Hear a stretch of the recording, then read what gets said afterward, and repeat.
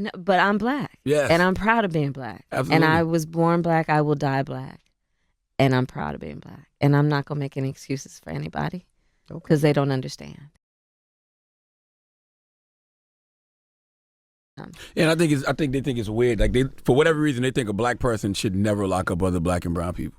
Yeah, but here's how I feel about that, Charlamagne. Are you saying that if a child is molested, if a woman is raped, if somebody is shot down and killed, they should go to jail. Well, I don't care what color they are. That's right. Absolutely. And let's not buy into the myth that black folks don't want law enforcement. We do. We don't want excessive force. Mm-hmm. We don't want racial profiling. But certainly if somebody burglarizes my house, I'm going to call the police, as are most of us, and say, come get this, you know what. Mm-hmm. I want to talk to you because I hear everything you're saying. I understand what you're saying, but some people, it'll go over their head. So I want to address some of these memes. Okay. Because this is how I see the false information getting out. There's a meme that says Kamala Harris broke the state record for incarcerating black males. Well, that's just not true. You know the meme is correct, right? Yes, I do. Come on now. Don't date her like that. Come on now. You know, he went to Hampton. He doesn't know that. He doesn't know. You used to do mixtapes. I was talking about that was how long ago it was I know. that I've been in this, right? Yeah. Okay, so you're saying the meme is bullshit. I'm saying that, listen, there are going to be all kinds of allegations being made. And I invite and I not only invite, I encourage folks to look at the real record. Your response. Mm-hmm. I want to bring the conversation back to the broken criminal justice system that is disproportionately negatively impacting black and brown people all across this country today. Now, Senator Harris says she's proud of her record as a prosecutor and that she'll be a prosecutor president, but I'm deeply concerned about this record. There are too many examples to cite, but she put over 1,500 people in jail for marijuana violations and then laughed about it when she was asked if she ever smoked marijuana. She blocked evidence. She blocked evidence that would have freed an innocent man from death row until the courts forced her to do so. She kept people in prison beyond their sentences to use them as cheap labor for the state of California. And she fought to keep cash bail system in place that impacts poor people in the worst kind of way. Thank you, Congresswoman. Senator Harris, your response. As the elected Attorney General of California, I did the work of significantly reforming the criminal justice system of a state of 40 million people, which became a national model for the work that needs to be done. And I am proud of that work. And I am proud of making a decision to not just give fancy speeches or be in a legislative body and give speeches on the floor, but actually doing the work of being in the position to use the power that I had to reform a system that is badly in need of reform. That is why we created initiatives that were about reentering former offenders and getting them counseling. It is why, and because I know that criminal justice system is so broken, that I am an advocate for what we need to do to not only decriminalize, but legalize marijuana in the United States. I want to bring Congresswoman Gabbard back in. Your response, The bottom line is, Senator Harris, when you are in a position to make a difference and an impact in these people's lives, you did not. And worse yet, in the case of those who were on death row, innocent people, you actually blocked evidence from being revealed that would have freed them until you were forced to do so. There is no excuse for that. And the people who suffered under your reign as prosecutor, you owe them an apology. Senator Harris. My entire career, I have been personally opposed to the death penalty, and that has never changed. And I dare anybody who is in a position to make that decision, to face the people I have faced, to say, I will not seek the death penalty. That is my background. That is my work. I am proud of it. I think you can judge people by when they are under fire, and it's not about some fancy opinion on a stage, but when they're in the position to actually make a decision, what do they do? When I was in the position of having to decide whether or not to seek a death penalty on cases I prosecuted, I made a very difficult decision that was not popular to not seek the death penalty. History shows that, and I am proud of those decisions.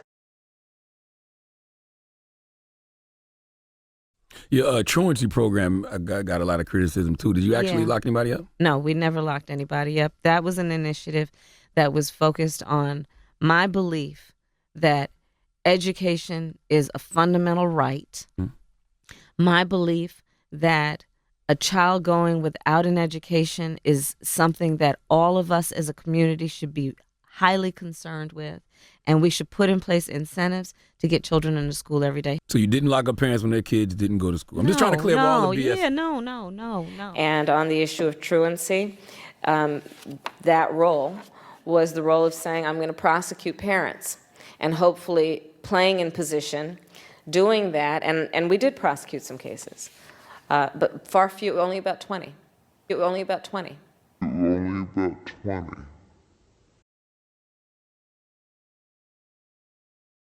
Yeah, another meme says, Kamala Harris is not African American. Her parents were immigrants from India and Jamaica, and she was raised in Canada, not the United States.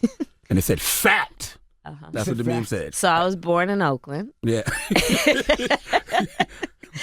and raised in the United States, except for the years that I was in high school in Montreal, Canada. And look, this is the same thing they did to Barack. Yes. This is not new to us. And so I think that we know what they're trying to do. They're trying to do what has been happening over the last 2 years, which is powerful voices trying to sow hate and division among us. Mm-hmm. And so we need to recognize when we're being played. No, but I'm black. Yes. And I'm proud of being black. Absolutely. And I was born black. I will die black. And I'm proud of being black. And I'm not going to make any excuses for anybody because they don't understand. Weren't your parents civil rights activists? Yeah, they were. They were active. They were. I mean, they were. My mother was actually a breast cancer researcher, but they met when they were active in civil rights movement. Yeah, Maya and I, my sister, we joke we grew up surrounded by a bunch of adults who spent full time marching and shouting. Yeah, and see, that's what bugs me out about the criticism you receive, because it's like your parents were civil rights activists. You were born in Oakland. Oakland's a black ass town. Oh yeah. You went to Howard University. So why do people say things like she's pandering to black people? They don't know me. And I, listen, I think that also, some folks have a limited vision of who we are as black people. Mm-hmm. And that's on them. That's not on us. People need to be educated about who we are. It seems like some of it comes from us, though. Like, it's like, oh, she doesn't even identify as a black woman. I've even seen Kamala Dozal memes. I'm like, huh? What's that? Yo, Rachel Dozal. Oh, yeah. Okay.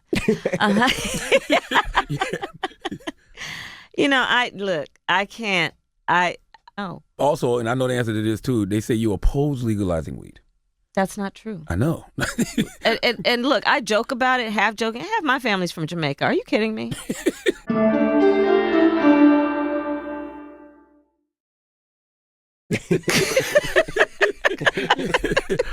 They be so mad at you. Right. Yeah. No, I do not. No. I have had concerns. The full record. I have had concerns, which I think first of all, let me just make the statement very clear. I believe we need to legalize marijuana.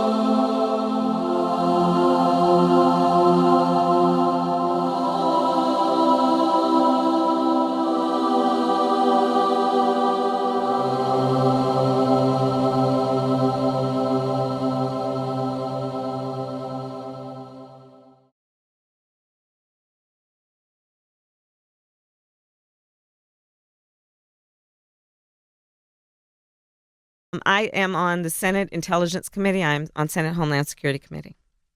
So we've been studying the fact, some might want to debate it, including 45. We will not. Mm-hmm. Russia interfered in the election of the President of the United States. Right.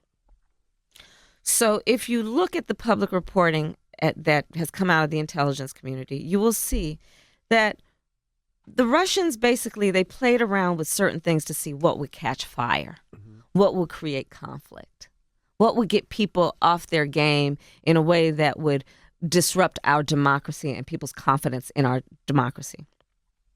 Number one issue, race.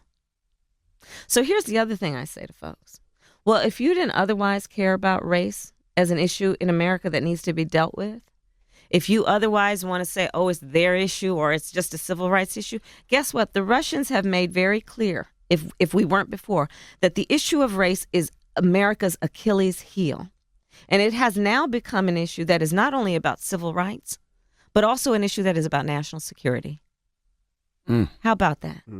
How about that? Yeah.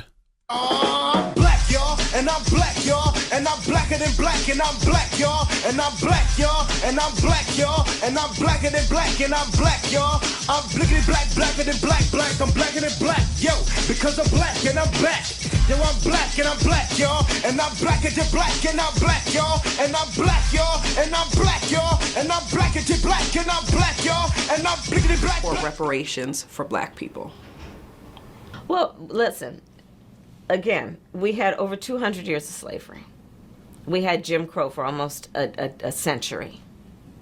We had legalized discrimination and segregation, and now we have segregation and discrimination that is not legal but still exists and is a barrier to progress. We have disparities around housing. We have disparities around education. We have disparities around income. And we have to recognize that everybody did not start out on an equal footing in this country. And in particular, black people have not. And so we have got to recognize that and do something about that and give folks a lift up. That's why, for example, I'm proposing the LIFT Act. Give people who are making $100,000 or less as a family a tax credit, which will benefit and uplift 60% of black families who are in poverty. So by default, it affects black families, but there's not a particular policy for African Americans that you would explore. But no, if you look at the reality of who will benefit from certain policies, when you take into account that they're not starting at the same place and they're not starting on equal footing, it will directly benefit black children, black families, black homeowners, because the disparities are so significant. So if we focus on the specific issues that have resulted in the greatest disparities, and we understand that that's part of why we're doing it. Listen, the reality also is this. Any policy that will benefit black people will benefit all of society. Let's be clear about that. Let's really be clear about that. So I'm not going to sit here and say I'm going to do something that's only going to benefit black people. No, because whatever benefits that black family will benefit that community and society as a whole and the country, right? So I'm not going to sit here and say I'm going to do something that's only going to benefit black people. No, because whatever benefits that black family will benefit that community and society as a whole and the country, right? So I'm not going to sit here and say I'm going to do something that's only going to benefit black people. No, because whatever benefits that black family will benefit that community and society as a whole and the country, right?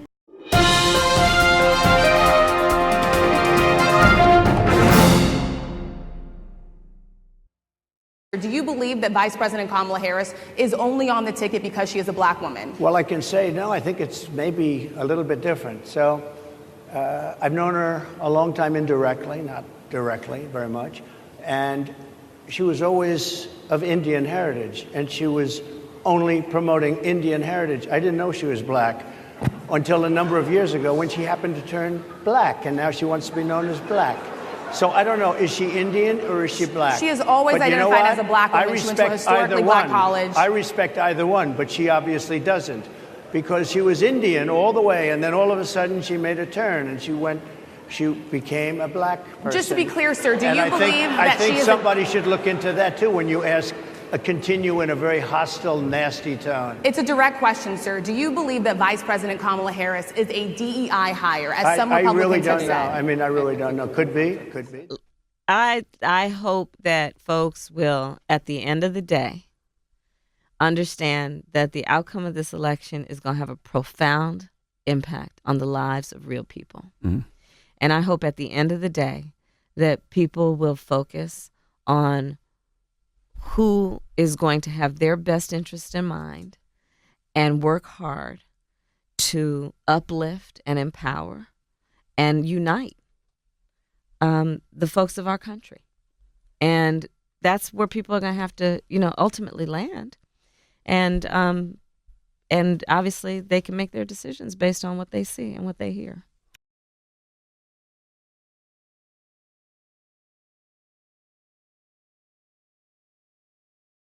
No, but I'm Black. Yes. And I'm proud of being Black. Absolutely. And I was born Black. I will die Black. And I'm proud of being Black. And I'm not going to make any excuses for anybody because they don't understand. No, but I'm Black. Yes. And I'm proud of being Black. Absolutely. And I was born Black. I will die Black. And I'm proud of being Black. And I'm not going to make any excuses for anybody because they don't understand.